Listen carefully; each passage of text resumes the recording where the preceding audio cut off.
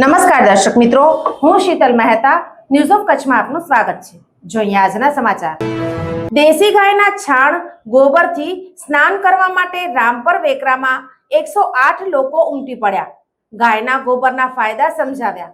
સવારનો પહોર હોય, આજુબાજુ 100 થી વધુ જાતવાન દેશી કાંકરેજ ગાયના ભાંભરવાનો મધુર અવાજ આવતો હોય અને 108 લોકો કતારમાં બેસીને તાજા ગોબરને પોતાના શરીરે લગાડીને હોંશે હોંશે સ્નાન કરતા હોય એ દ્રશ્ય કેવું હશે? હા, આવું દ્રશ્ય અહીં જોવા મળ્યું હતું।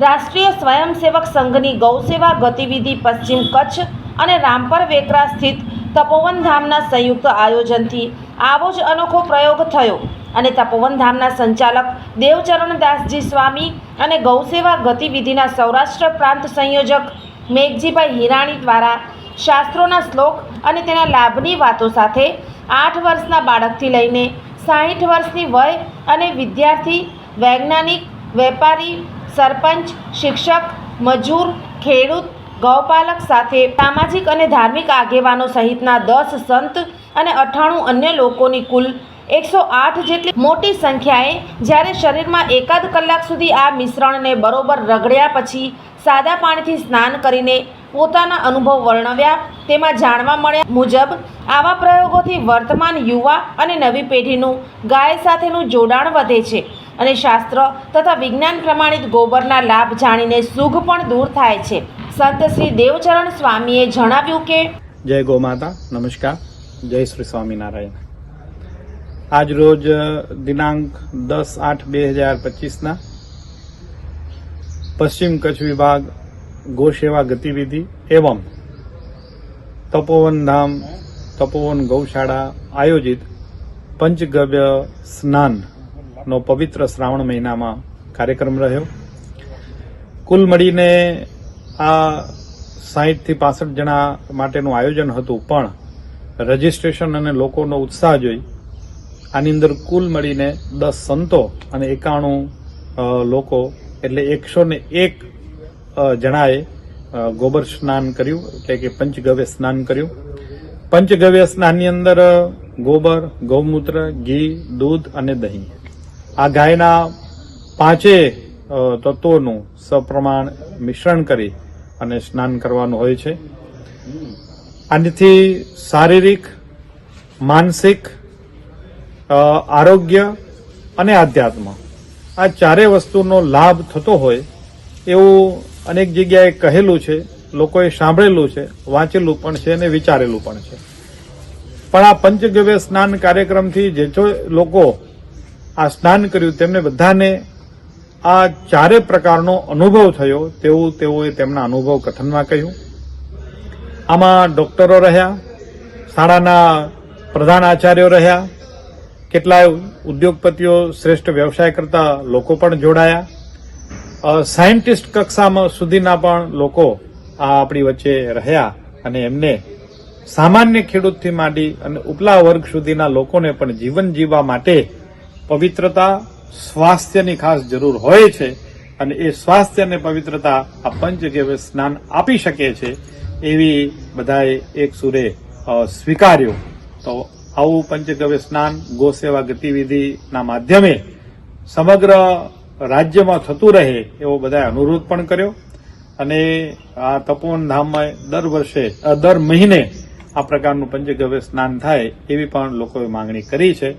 આવું પંચગવ્ય સ્નાનથી શરીરને આપણે ઉર્જાવાન, શક્તિવાન અને આરોગ્યવાન અને પવિત્ર રાખીએ એવો આ પંચગવ્ય સ્નાનનો મેસેજ કે જે સર્વથા સફળ રહ્યો અને લોકોને ખૂબ ખૂબ ગમ્યો, આવકાર્યો।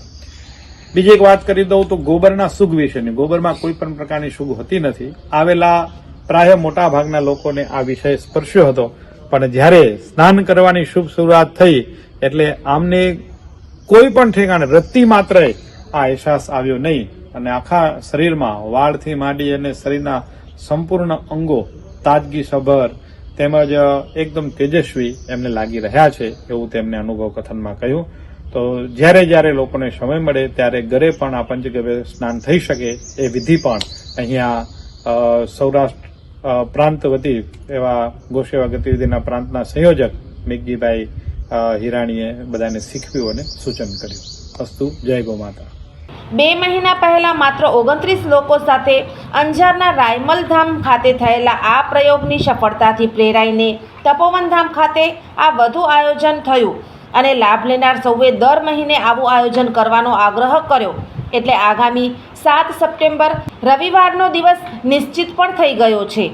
આગામી સમયમાં ડૉક્ટર અને વૈદ્યો તથા બહેનો માટે પણ આવું વિશેષ આયોજન કરવાની વિચારણા છે એવું ગૌસેવા ગતિવિધિ પશ્ચિમ કચ્છના સંયોજક નવીન ભુડિયાએ જણાવ્યું હતું. જીવન અને જ્યોતિષ દર બીજા અને ચોથા શનિવારે આ વિષય ઉપર જ્યોતિષાચાર્ય ડૉક્ટર પ્રીતિ રાજગોરની મુલાકાત પલ્લવી શેઠ દ્વારા પ્રસ્તુત. જોઈ શકાશે ન્યૂઝ ઓફ કચ્છની ખાસ પ્રસ્તુતિ. જોતા રહો. अरे सुनीता, कैसी है मुनिया? नमस्ते आशा दीदी। बस ठीक है। साफ सफाई का ध्यान रख रही हो? जी दीदी, जैसा आपने बोला था हर रविवार साफ सफाई की जिम्मेदारी लेते हैं। जहाँ कहीं भी पानी इकट्ठा देखते हैं तुरंत साफ करते हैं। जैसे पानी का ड्रम, कूलर, फ्रिज की ट्रे, सबकी साफ सफाई करते हैं। और आसपास कहीं भी टायर, नारियल, खाली बर्तन या किसी भी चीज में पानी जमा होने नहीं देते दीदी। बहुत बढ़िया। हो फ्रिज का ट्रे हो गमला या हो कूलर की टंकी मेरे यार, याद से कर डालो सब साफ हर रविवार। टायर नारियल का खोल या बर्तन हो बेकार, ध्यान रखना पानी, हाँ पानी कभी इनमें न जमा हो। मच्छरदानी दोस्त लगाकर हर रात सोना, कपड़े भी हमेशा बदन पर पूरा ढक के पहनना। इन छोटी छोटी बातों का रखोगे ध्यान, तो डेंगू, चिकनगुनिया, मलेरिया, दिमागी बुखार से बचेगी जान। बस अब लो हर रविवार सफाई की जिम्मेदारी, मिलकर पड़ेंगे मच्छरों पर भारी।